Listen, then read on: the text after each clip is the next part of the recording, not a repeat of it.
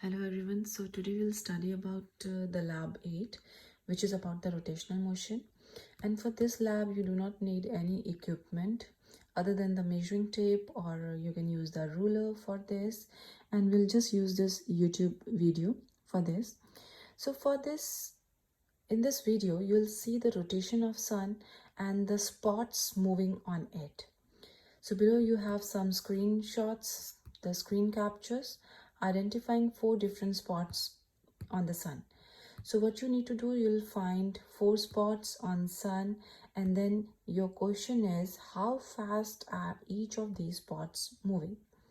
So since the sun does rotate and each of these spots will have a different speed due to their placement on sun and the nature of the reaction of the spots underlying the magnetic structures there. So how we are going to calculate that? First thing, so what you will do on screen when you will play the video, so here you have date, so your date, your month and year, and here you have time, so the total time taken.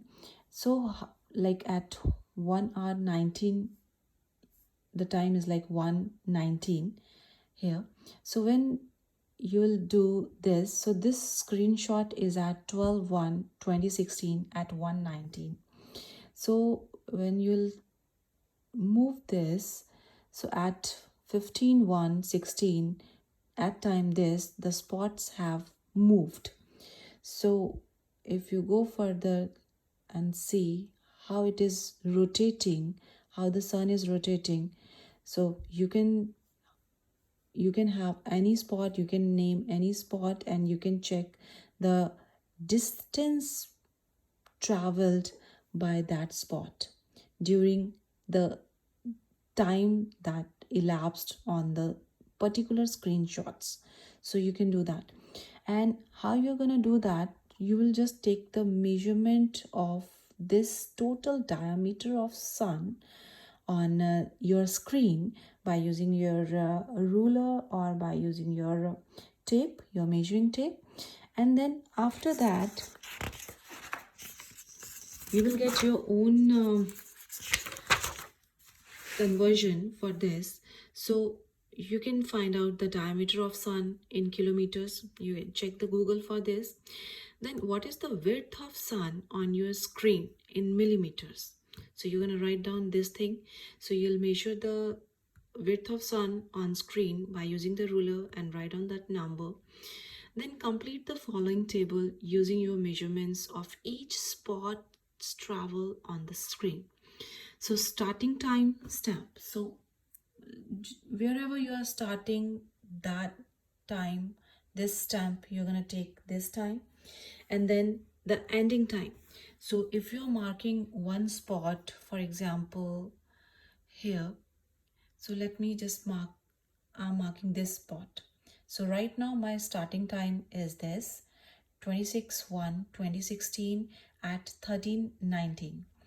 So next screen I'm gonna see that how much this point has traveled.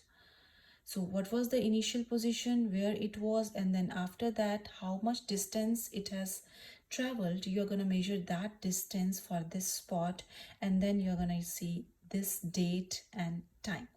So this is going to be the ending timestamp and the distance traveled on screen for the particular spot that you are going to write here. So from just this is the data that you need for this lab, and then your elapsed time of travel will be this time minus this time. This should be in seconds, and then distance spot traveled in kilometers. Whatever you have calculated in millimeters, convert that distance to kilometers, and this is what. So you're just going to check that each spot, how much distance and how much time it has covered, and then you can analyze the speed. That will be kilometers per second for the spot A, for spot B, for spot C and D. So then you just have you just need to do the conclusion and this part for this lab, and that's it for this. Let me know if you have any questions for this. Thank you.